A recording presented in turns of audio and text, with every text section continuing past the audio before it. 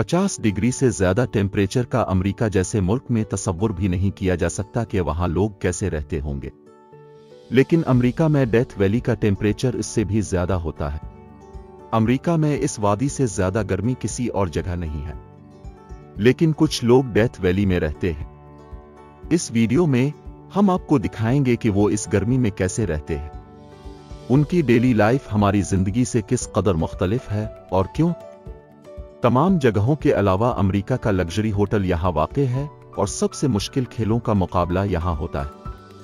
ये वीडियो काफी हॉट होने जा रही है, लिहाजा गुड टू नो देखते रहे। इससे पहले कि हम डेथ वैली की डेली रूटीन तक जाएं, हम चंद फैक्ट्स को वाज़े करना चाहते हैं और आपको दिखाना चाहते हैं कि डेथ वैली क्या है।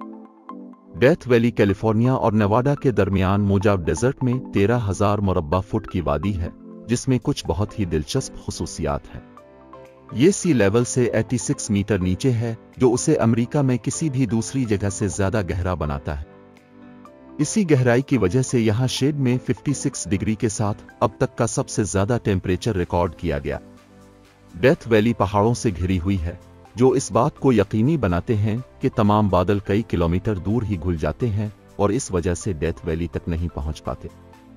हवाओं का रुख भी पहाड़ों की वजह से मुड़ जाता है, जिस वजह से इस वैली में ताज़ा हवाएं भी दाखिल नहीं होती और कभी कोई हरकत भी नहीं होती। डेथ वैली इतनी खुश्क है कि वहां कोई पौधे नहीं हैं जो हवाओं को थोड़ा बहुत ठंडा कर सकें। लिहाजा इसका मतलब यह है कि डेथ वैली की गर्मी दुनिया की किसी और जगह की गर्मी से कहीं ज्यादा है।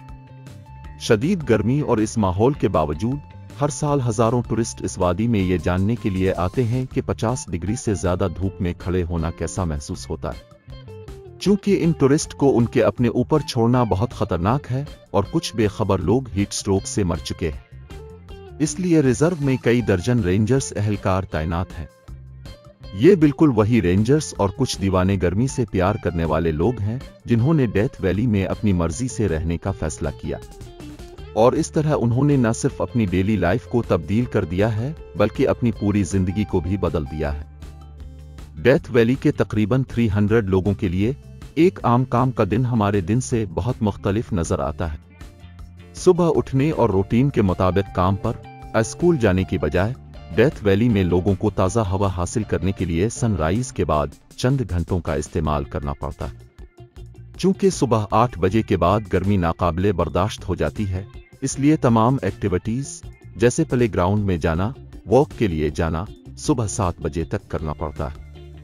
इस वक्त वैली में निस्बतन कम टेम्परेचर तकरीबन 38 डिग्री होता है, जो बाहर की एक्टिविटीज को काबिले बर्दाश्त बनाता है। यहाँ गर्मी से बचने के लिए डेथ वैली के लोगों ने चंद ऐसी ट्रिक्स बताई हैं जो देखने में काफी अजीब लगती हैं। वहाँ के रहने वाले लोग हमेशा सनस्क्रीन और टोपियों के साथ घूमते हैं, लेकिन वहां सायादार जगह तलाश करना काफी मुश्किल काम है।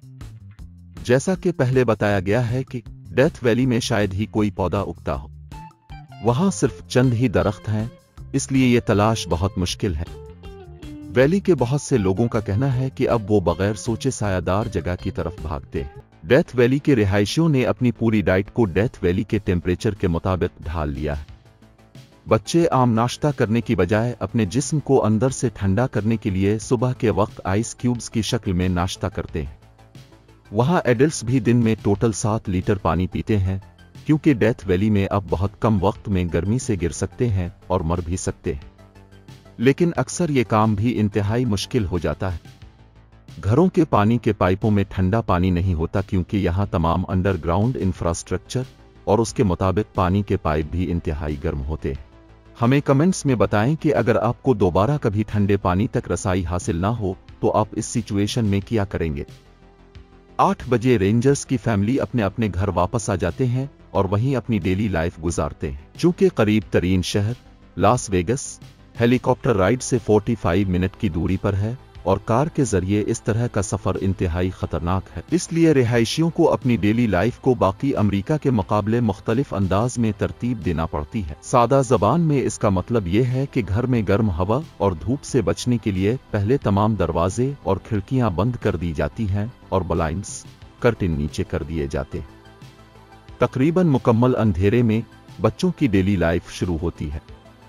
इन सब बच्चों को उनके पेरेंट्स ने हाई स्कूल तक होम स्कूल किया है, क्योंकि डेथ वैली में कोई भी स्कूल नहीं है।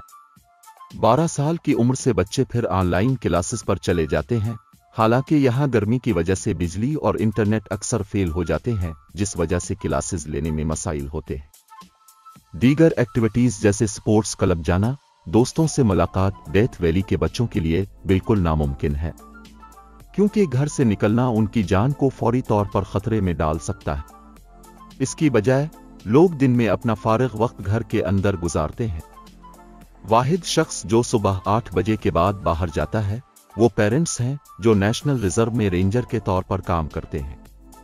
एक रेंजर पर्सन को इस तरह का सारा दिन बाहर गुजारना पड़ता है, जो कि एक्स्ट्रा रिफ्लेक्टर्स और पानी स्टोरेज के साथ इंतहाई जदीद पैरासोल के इस्तेमाल से ही मुमकिन है।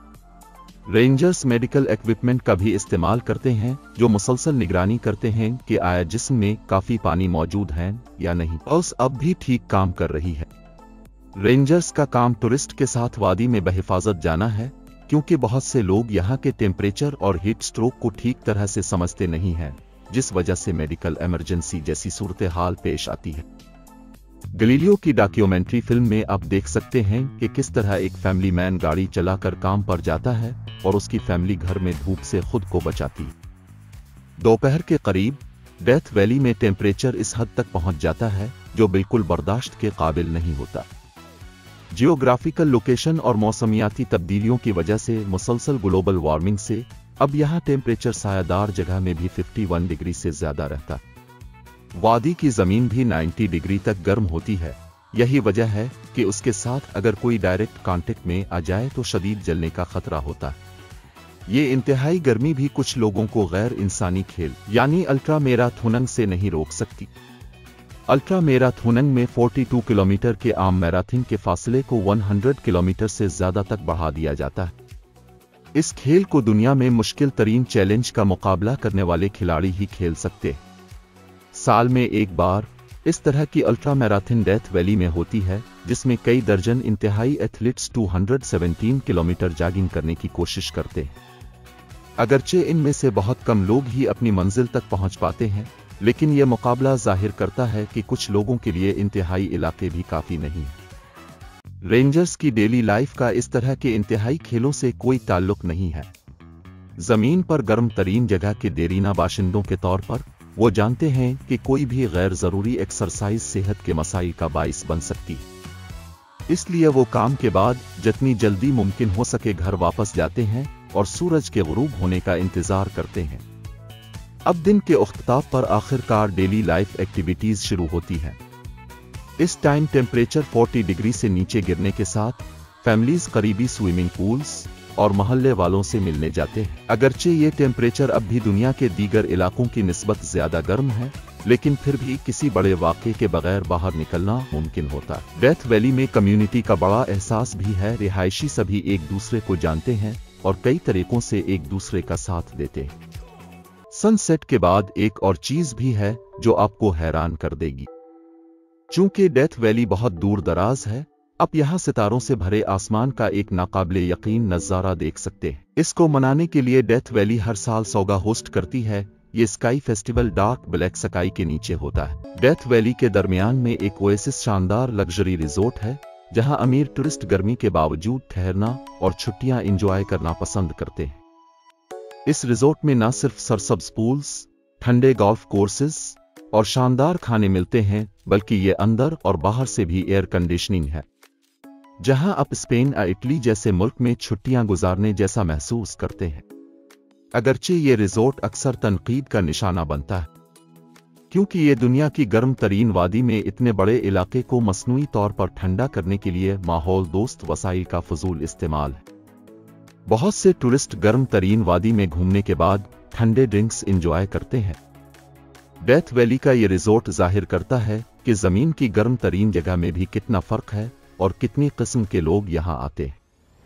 एक तरफ आप यहाँ ऐशो आराम की छुट्टियां गुजार सकते हैं, तो वहीं यहाँ के रिहायशी लोग सारा दिन घरों में अंधेरे में गुजारते हैं। कुछ लोग एक दिन में 7 लीटर पानी पीते हैं और साए में रहने के बारे में मोहतात होते हैं, तो दूसरी तरफ कुछ लोग 200 किलोमीटर से ज्यादा की मैराथन मुकम्मल करते हैं और ह्यूमन बॉडी को चैलेंज करते हैं।